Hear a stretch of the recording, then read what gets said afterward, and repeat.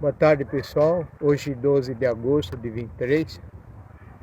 Eu vou contar uma história hoje sobre o bairro da Moca, que teve um grande centro de pesquisa de uva lá, que eu já falei nesse programa que está gravado. E eu estou mostrando esse catálogo, eu vou explicar o que é, para vocês entenderem que história interessante. Então, nessa matéria que está aí, que eu fiz um programa em 2017, eu estava lá na Moca, podando um pé de uma videira numa ruazinha sem saída, chama Rua do Bebedouro. Uma Isabel enorme e tal, e lá eu contei a história da Moca exatamente do jurista Amador da Cunha Bueno, era o nome dele. Até hoje os netos dele são todos advogados, família tudo jurista.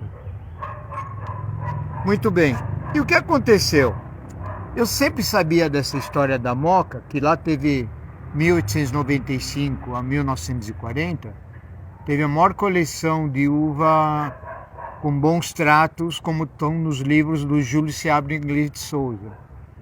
Então, quem foi Amador da Cunha Bueno? Um grande jurista no passado, ele nasceu em São Paulo em 1856, e ele acabou conhecendo o Luiz Pereira Barreto, médico, botânico, farmacêutico, político, que criou a Campos da Paz, né? A primeira videira do Brasil, que ele criou em 1889.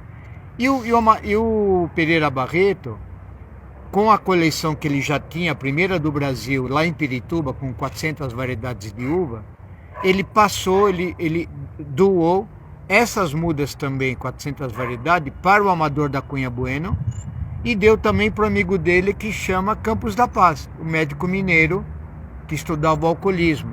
Tanto é que a videira que ele criou, o Pereira Barreto, colocou Campos da Paz. Eram amigos, né? Então, no livro do Júlio Seabra Inglês de Souza, no livro dos anos 50 e de 60, ele fala muito do Amador da Cunha Bueno e todos os dados dele. Teve 400 variedades de uva, a mais bem tratada do Brasil.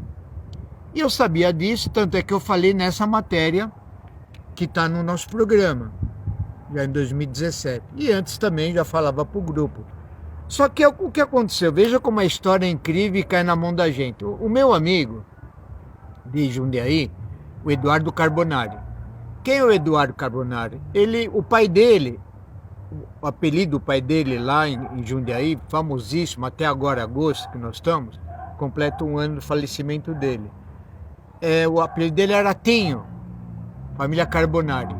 O avô do Eduardo, quer dizer, o pai do Tinho, quem já foi em Jundiaí na festa da uva, tem um armazém grande, na entrada tem um busto, que lá está escrito, família Carbonari e tal, é o avô de todos, é o patriarca dos Carbonari, é o avô do Eduardo, pai do Tinho, que eles são famosíssimos em Jundiaí, a família Carbonari. Bom, e esses dias, o Eduardo, como ele está mexendo nas coisas antigas de família, ele postou 2 livretos que eu vi, um sobre falando uva paulista e um exatamente esse catálogo completo, que eu andei atrás desse catálogo há uns 35, 40 anos para cá.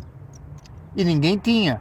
Tinha esse registro no livro do Júlio Seabra Inglês de Souza, mas eu queria o catálogo do Amador da Cunha Bueno, onde estão todas as variedades que ele tinha na Moca, que ele recebeu do Pereira Barreto. Aí quando o Eduardo publicou isso, mandou uma foto e publicou, e eu vi, eu liguei para ele e falei: ô Eduardo, você sabe que você tem na mão o Amador da Cunha Bueno? Ele falou: não, Sérgio, é coisa guardada aqui da minha família há muitos anos, eu achei isso aqui, tirei uma foto, coloquei, eu falei: olha, aí eu contei para ele a história do Amador da Cunha Bueno, a matéria da Moca, maior produtor de uva de qualidade. Tem até nesse panfleto, nós vamos fazer uma matéria inteira dela. Veio um pesquisador americano em 1911, visitou o Brasil, os locais que tinha videiras do Brasil todo, e ele apontou, está no livro e está aqui dentro, que ele apontou o tratamento da Moca, do Amador da Cunha Bueno, o melhor parreiral do Brasil, que devia ser escola de viticultura do Brasil. Ele apontou como o melhor do Brasil, esse americano. A história é longa, eu estou só resumindo. Então veja que interessante. a gente acabou completando essa história da Moca, que tanto eu queria tantos e tantos anos. Por quê? Aqui, vocês vejam que está escrito Vila Cordélia. Ó, vou pôr meu dedo. Vila Cordélia. Dá para ver? Sim. Muito bem. Eu fui na prefeitura e subprefeitura 25, 30 anos atrás, atrás do mapa da Moca antiga, atrás dessa Vila Cordélia. E eu falava, o Sérgio, não tem Vila Cordélia. Eu falei, tem Vila Cordélia na Moca. Tem publicação. É uma vila. Não tem, ficou assim. Agora que eu entendi o porquê, realmente não tinha. Porque esse nome Vila Cordélia não é uma vila que tinha lá 120 anos atrás. É o nome da chácara do Amador da Cunha Bueno. Ele colocou Vila Cordélia. Então, não é uma vila, não era o nome de uma rua 100 e poucos anos atrás. Por isso que eu não achava ela.